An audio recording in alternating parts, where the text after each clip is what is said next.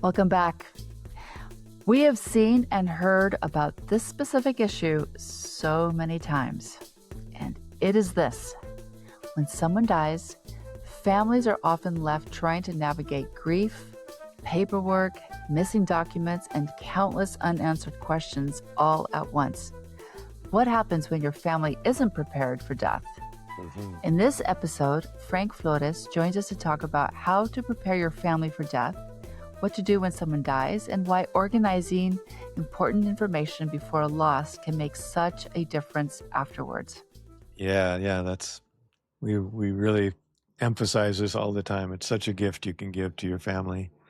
So after Frank experienced the unexpected deaths of his younger brother and his father, he saw how firsthand how this works and how grief can be compounded by confusion and a frantic search for essential documents and information while you're grieving. It's the hardest time.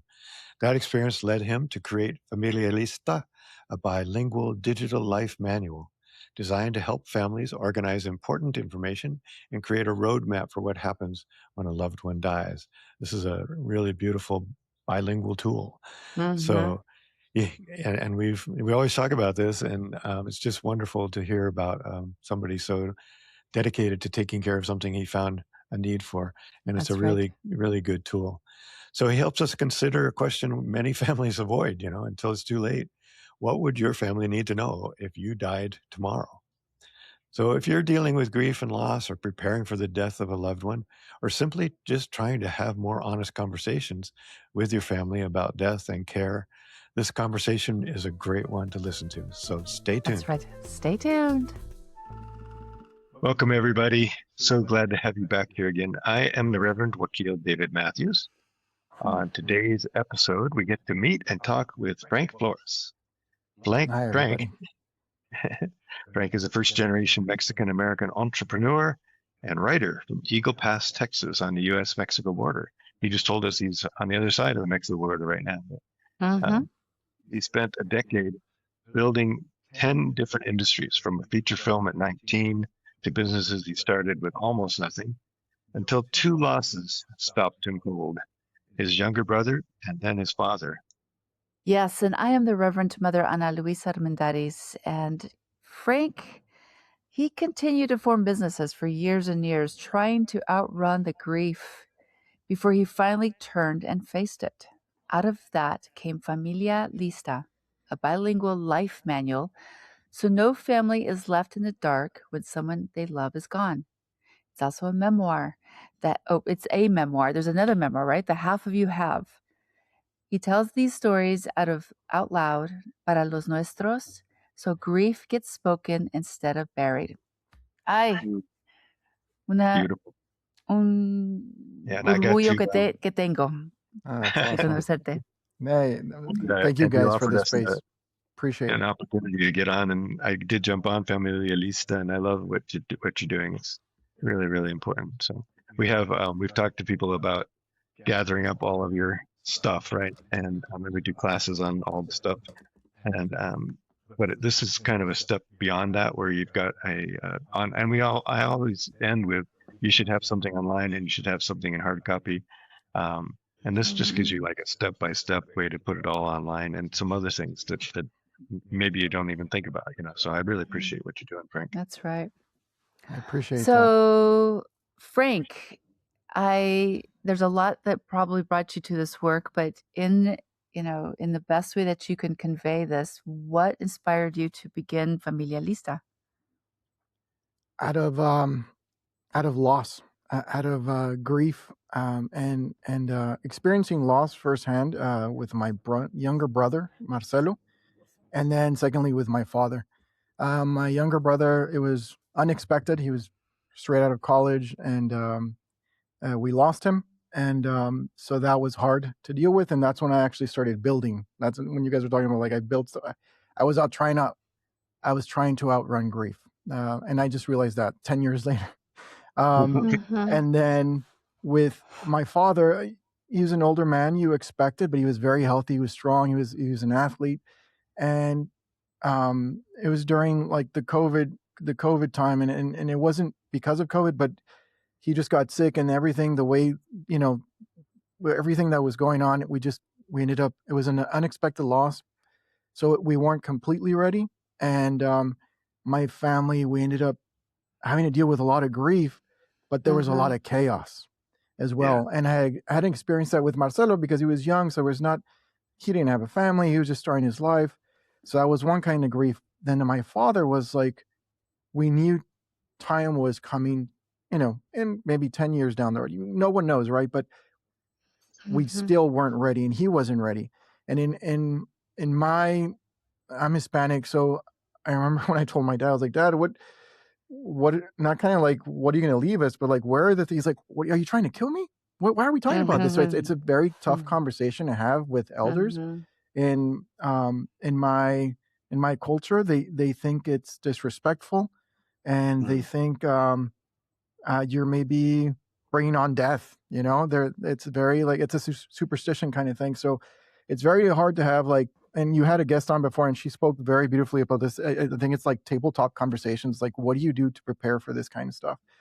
And we weren't prepared, so we were kind of blindsided by his death, and everything was up in the air. So we're trying to grieve him, and we're also trying to put everything together because we didn't. He lived by himself. We're all older. I have, I'm the eldest of four, now three, and we're all doing our thing. So now Dad's gone, and how do we put his life together? And first generation Hispanic in the United States, we don't know the ins and outs. We don't know what to do. And that, through that need and that grief, and to this, I mean, it's been a couple of years already. To this day, I have brothers in Mexico, half brothers, that are asking me for documents. And I'm like, well, who did what? Who did? So now part of Familia Lista, I built it because of that need.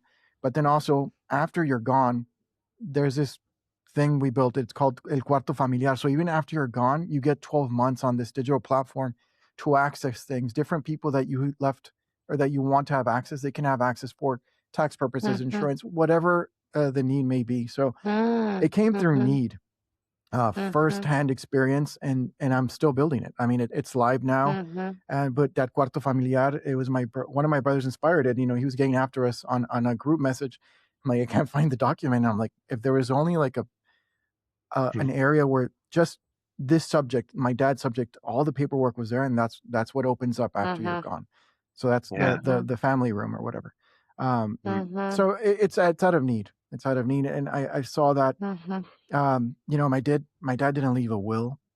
He didn't leave anything ready.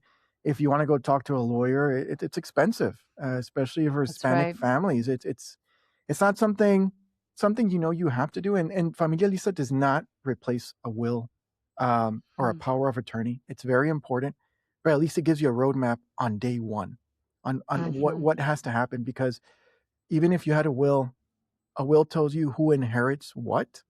And that'll be anywhere 6 to 12 months, depending on your state, when you find out what's going on. Familia Lista is there for you on day one. And it's basically a life manual. It's a digital map that you leave for your family. So they're not left in the dark. So this all comes from first-hand experience. And me building this has opened up the whole grief. You have to relive everything at the end of the day. So it's been hard to build it, but it's built with a lot of love for a lot of families that I don't want them to go through what my family went through, our situation. I know there's going to be a lot of people that might be struggling financially or they don't have information. This gives you information, and this makes it very accessible for anybody to at least have a map there. So you're not just left in the dark. And it doesn't just go for your family, it goes for your business. There's a lot of people that know everything, right? They're the ones who manage the accounts, the vendors. They know what gets paid. And if that parent is gone, I'm married, and my wife, she takes care of her. She's a dentist, and I'm so grateful that she left her dentist, her practice, her office, to take care of her kids. We believe in raising our own family. So she put pause on her career. So now I'm building, the financial side, and she takes care of the family side.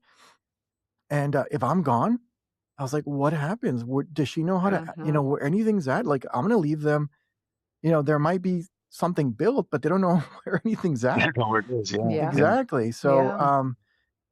and the beauty of this is not just that it's easy for you. I think it's like 11 questions that I have set up now. So it kind of guides you on the most important things that you need to put down, but then it delivers everything digitally. So you can still download it. And I encourage people to download their manual, store it somewhere safe.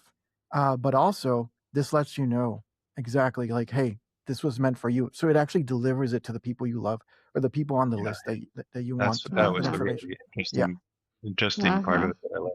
And we were just saying in the last interview that we've had so many wonderful experiences like this of people who go through a loss and start looking for resources and don't find them, and so they make them. And so I really appreciate that you're doing that, and the way you're doing it, as you're saying, it's very unique in that it brings everybody in that needs to be a part of it and gives them all access to what they need access to. You get to choose who's in that group, and you can add people and take people away. I mean, it's just really well designed, and I love that it's always true that you continue to work on these things and continue to make them better. So Exactly. I do like it as well because I dislike and I like that it's online. I always distrust a lot of our important paperwork online. So I'm like, but it does make it seem like it's like the family filing cabinet, because I have my filing cabinet upstairs in my office.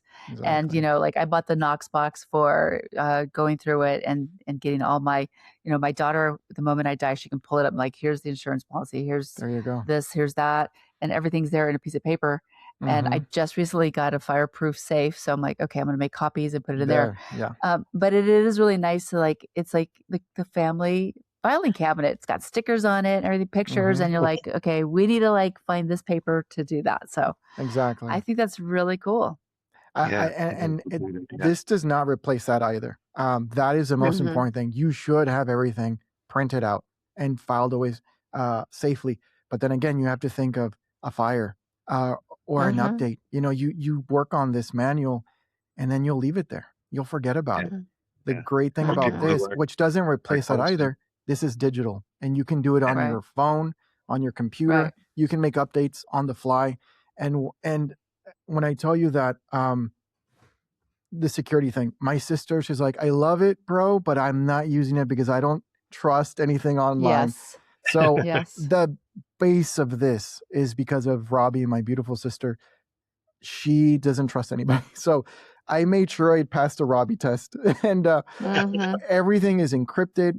We're using that. And it's not me encrypting this. I don't know how to do that.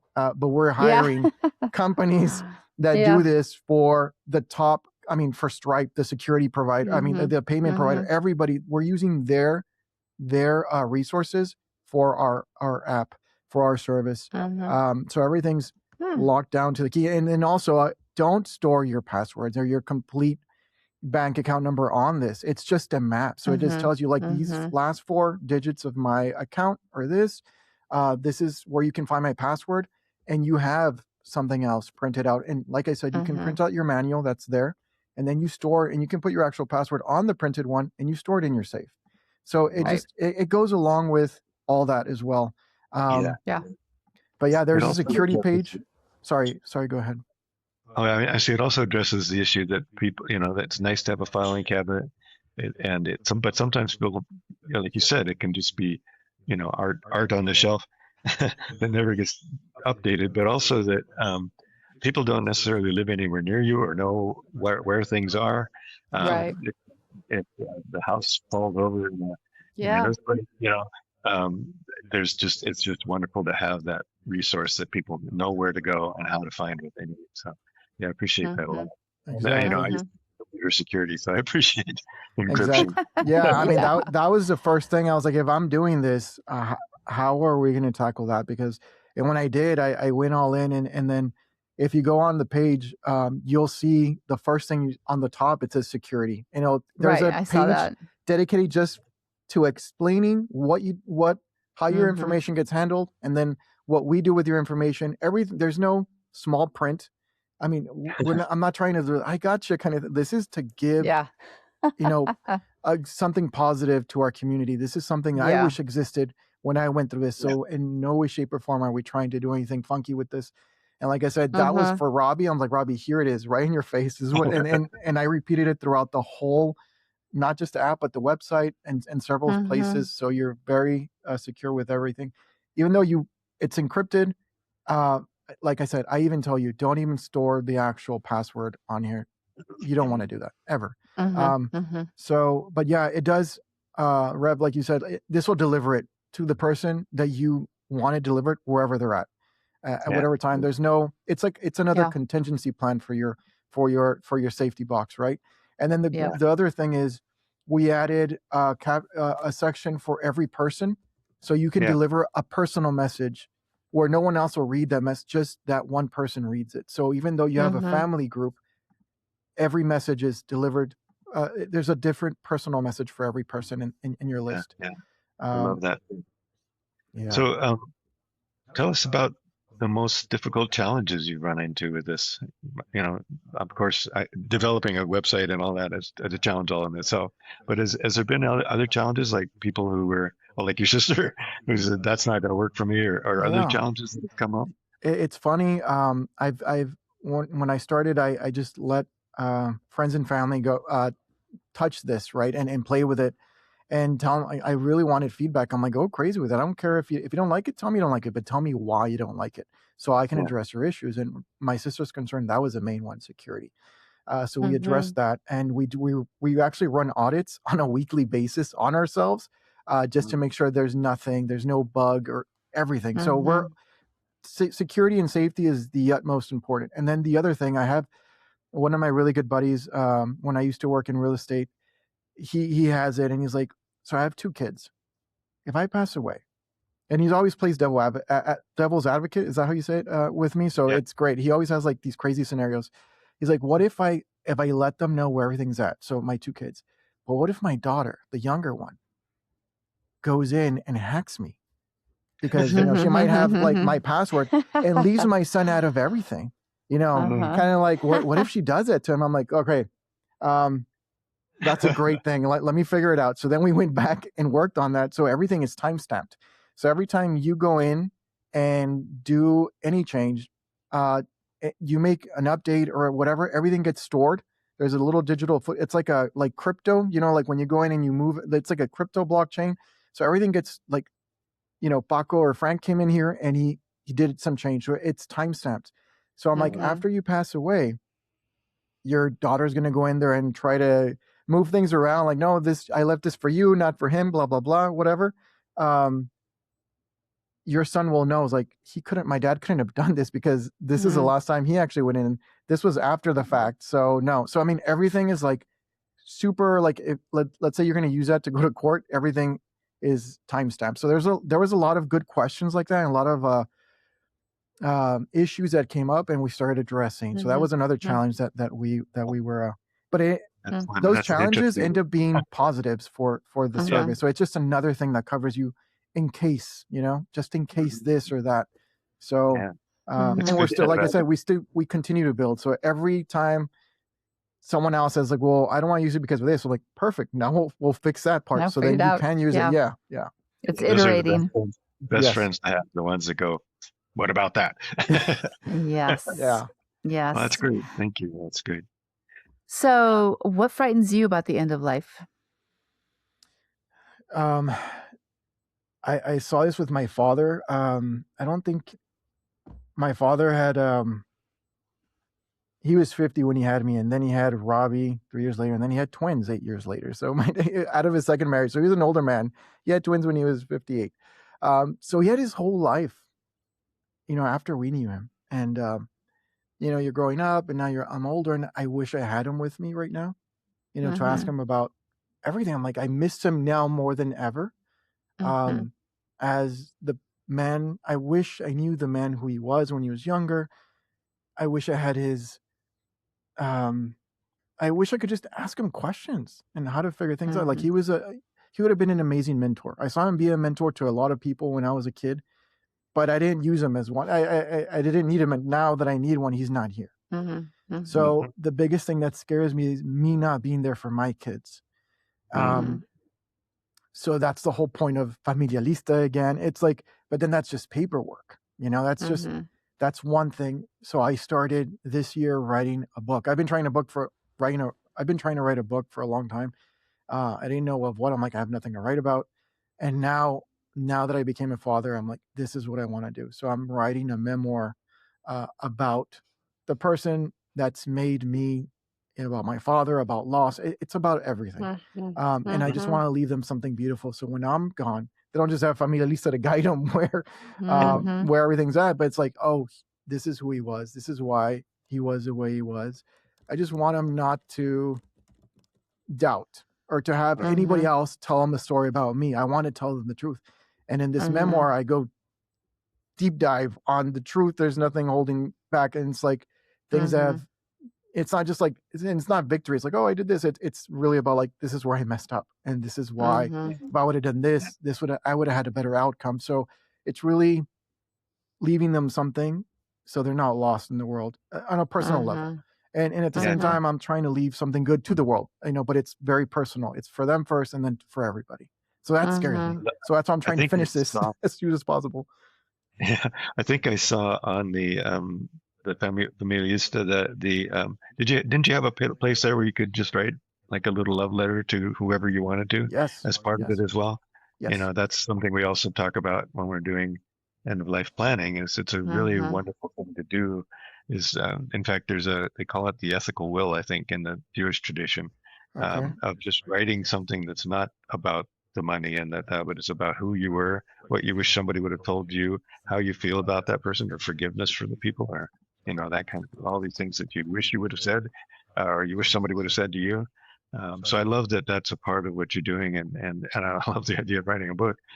That's taken it a whole other level. So you don't have enough work and challenges in your life. Yeah, and it just reminded me of, and I was looking it up on our list. Who was the legacy work that we spent time with? Who actually kind of curates stories for people so that they can have it online and share it with other people. And he did it when his brother died, remember? And he was like, listened to all the albums that his brother left behind and wrote about that and such. So there is someone else out there who is doing legacy work and with that in mind, like wanting to tell the story of who you are. I love that. Yeah, it was. It was such a great interview. Yeah, we had a woman Kurt. who had. It was Kurt, Lily List. Oh, okay. Good mind. Wow. Yeah, we had another woman, remember, who had, she called it 2 letters. Yes, that was the book she wrote about. Yep. Like that. Yeah. And she was doing sort of similar, write down, put stuff in an envelope for your people. But yeah, thank you. This is so cool that you're putting this together and continuing to work on it and make it better and better. What a great legacy just by itself to leave for the family and for all of us. I appreciate that. Yeah. So how do your turn. Yeah, we always like to ask people when they're doing this work, any kind of work, end of life work, or having, challenge of life in general. How do you keep yourself resourced when it just is all too much, when, it's hard to get out of bed in the morning or whatever? And there could be a lot of reasons for that. But of course, dealing with loss is one of the toughest ones. So what are your tools that you use to keep yourself resourced? I think it's a everyday thing. And it's a mindset thing for me. I appreciate every day. There was an older guy when I was a kid in school. I would ask him every morning, like, how are you doing? He's like, every day above ground is a great day. I'm like, what? And it always stayed with me. I'm like, he was at a different point in his life where he was so grateful just to wake up another day. And that always stuck with me. And I was like, I wonder if I'll ever say that. And I do. That's what every day I'm just thankful that I have another shot of being here. So whatever happens, whatever you're dealing with, and everyone goes through we all have different stories. We're going through a lot of things, and things come and go. But I just try to be grateful for what I have now. And every morning, the first thing I do is I just breathe, and then I listen to see if everyone else is breathing or screaming. The kids are usually awake before I am, and they're already crying or making a ruckus, and I just give thanks. I'm like, okay, they're healthy because they're screaming, and that just keeps me going. Before I had kids, it was different. That I was seeing more with the loss, and without like the kids are my future now. So before the kids, like with Marcelo and with my younger brother, like that was just it. Just being thankful that I got to meet him. He was a great person, and he was one of those people, that he'll lose a flight because he stayed talking to someone in the lobby. And I'm like, how did you lose your flight, bro? We don't have money to pay for the connect. Like, how are we going to do that? And he's like, he just needed someone to listen to him. That's the kind of person he was. And so, yeah, he was on another level. And I always say, like, I think the good people leave us first because he was so young. Like, he was just very advanced, and he taught us a lot. So the main thing that carried me was my mindset, just like, thank you for giving me the time, whatever time I had, to share this life with him. And I'm grateful. And just trying to also decipher what the lessons were that he could have taught us, or that he did teach us, just in him being him, to pass on to other people, and try to apply them to myself, because we were very different. We were very different personalities. So just trying to be more like him. But that's it. Just a mindset, just being thankful for what I have. And that kind of keeps me going. Yeah, that gratitude is so important. Gratitude. And you also mentioned, having the kind of recognizing the losses when they come by. Like before we got recording, we were talking about grieving the loss of a bike, but every time we go through grief and loss every day. And there's so many different ways, and to just breathe with those and recognize them, and be thankful and give gratitude for the lessons and the teachings and the fact that you've got another day to try again. So that's a very beautiful response. Yes. Appreciate that.